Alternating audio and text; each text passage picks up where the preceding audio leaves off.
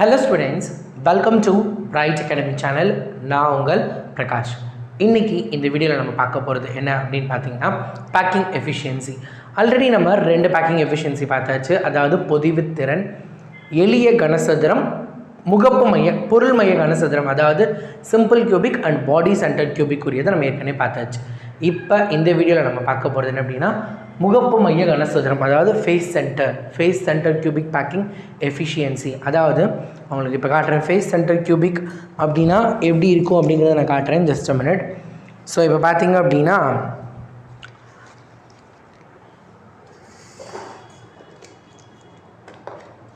So இப்படி arrange ஆகிருந்துச்சு அப்படின்னா அது என்னது சிம்பிள் கியூபிக், நம்மளுக்கே தெரியும் எளிய கனசதுரம். இதே இது இந்த நடுவில் மட்டும் ஒன்று ஃபார் எக்ஸாம்பிள் பார்த்திங்க அப்படின்னா இந்த ரெட் கலர் இப்படி அரேஞ்ச் ஆகிருக்கான். ஸோ இப்படி என்ன அர்த்தம், அது பாடி சென்டர்ட். ஸோ இப்போ நம்ம பார்க்க போகிறது என்ன அப்படின்னா ஃபேஸ் சென்டர். ஃபேஸ் அப்படின்னா இந்த ஒவ்வொரு ஃபேஸ்லையும் இந்த பக்கம் அந்த மையத்தில் ஒன்று இந்த ஒவ்வொரு ஃபேஸ்லேயும் ஒவ்வொரு ஆட்டம்ஸ் இருக்க போகுது, ஒவ்வொரு அணுக்கள் இருக்க போகுது அப்படிங்கிறத நம்ம இப்போ பார்க்க போகிறோம். சரியா?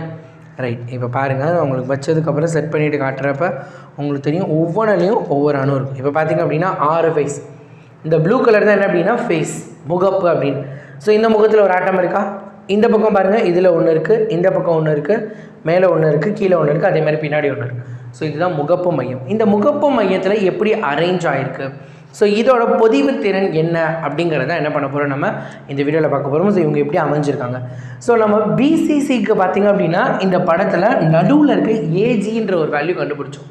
ஸோ இந்த படத்தில் பொறுத்த வரைக்கும் பார்த்திங்க அப்படின்னா இதுதான் அவங்க முன்னாடி இருக்குது. அதாவது பார்த்திங்க அப்படி இது நல்லது கலண்டுருச்சு. ஒரு நிமிஷம் இருங்க, ஜஸ்ட் அ மினிட். இதுகளும் சரி பண்ணுது. Right, okay. ஸோ இப்போ பார்த்திங்க அப்படின்னா இது ஏ, இது பி, இப்படி இருக்கா, ஏபிசி. இது சரியா, ஏபிசி இதுதான் பார்த்திங்க அப்படின்னா இங்கே இருக்கல இந்த ஏபிசி இந்த சைடு வச்சுருக்கேன் நான். இந்த ஒரு பக்கம் அதுதான் நம்மளுக்கு தெரியுது, இப்படி இருக்குல்ல இந்த கோடு தான் இந்த கோடு.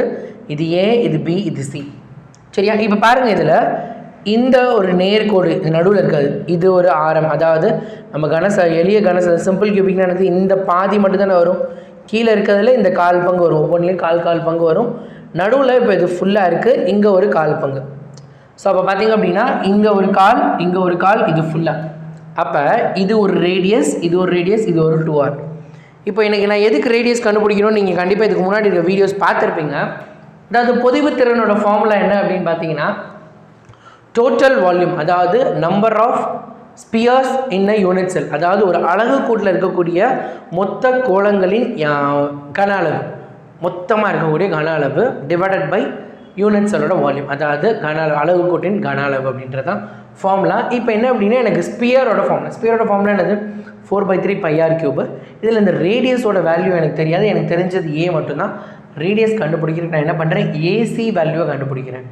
ஏசி வேல்யூவில் என்ன இருக்குது, 1R, 2R, 3R, 4R, total 4R இருக்குது. அப்போ இந்த ஓவரால் டயகனல் வேல்யூ, இந்த ஓவரால் நடுவில் இருக்குது பார்த்தீங்களா, இந்த வேல்யூவை நான் கண்டுபிடிச்சிட்டு அதோட 4 டிவைட் பண்ணுறப்ப எனக்கு ஆரோட வேல்யூ கிடைக்கும். ஸோ நான் என்ன பண்ணுறேன், அதுக்காக ட்ரையாங்கிள் ஏபிசி, முக்கோணம் ஏபிசி எடுத்துக்கிறேன். ஏபிசி அப்படிங்கிற இந்த முக்கோணத்தை நான் எடுத்துக்கிறேன். இந்த முக்கோணத்தில் ஏசி ஸ்கொயர், பித்தாகரஸ் தேரம் படி AC square is equal to AB square plus BC square. So ஏபிக்கு பதிலாக ஏ ஸ்கொயர், இந்த ஸ்கொயர் இங்கிட்டதுனால ரூட்டு போட்டாச்சு. ரூட்டோட வெளியே எடுக்கிறப்ப ஸ்கொயரும் கேன்சல் ஆகிடும். ரூட்டும் 2க்கு மட்டும் ரூட் வரப்போது √2a. வால்யூம் ஆஃப் ஸ்பியர், கோளத்தின் கன அளவு 4/3 πr3. ஏசியோட வேல்யூ தான் எனக்கு தெரிஞ்சிருக்கு. எனக்கு என்ன தேவை, ஒரே ஒரு ஆரோட வேல்யூ தேவை. ஸோ படத்தில் நான் பார்க்குறப்ப ஏசி ஈக்குவல் டு 4Rன்னு கொடுத்துருக்காங்க. A c equal to 4R. அதே ஏசி என்னது √2a வேறு இருக்குது. அப்போ நான் என்ன பண்ணுறேன், 4R is equal to √2a, R equal to √2a இந்த 4 கீழே வந்துருச்சு. அப்போ ஆரோட மதிப்பை நான் கண்டுபிடிச்சிட்டேன். ஆரோட மதிப்பை நான் எங்கே போடுறேன், √2a/4 த ஹோல் க்யூபு. கரெக்டாக?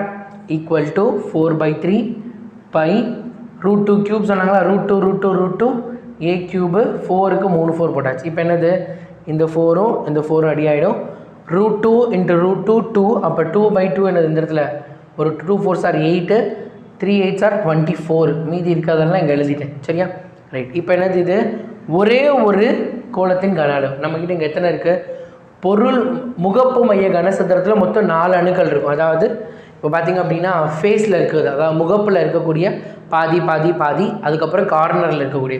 நீங்கள் இது நான் சொல்கிறது புரியலை அப்படின்னா இங்கே ஏன் 4 போட்டேன் அப்படின்னா, ஒரு 2 வீடியோ தள்ளி பார்த்திங்க அப்படின்னா நம்பர் ஆஃப் ஆட்டம்ஸ் அப்படின்னு இருக்குது. 2 வீடியோ முன்னாடி போய் பார்த்திங்க அப்படின்னா நம்பர் ஆஃப் ஆட்டம்ஸ் என்ன, யூனிட் செல் அப்படிங்கிறத நம்ம பார்த்துருப்போம். அந்த வீடியோவில் பார்த்திங்கன்னா உங்களுக்கு புரிஞ்சிடும்.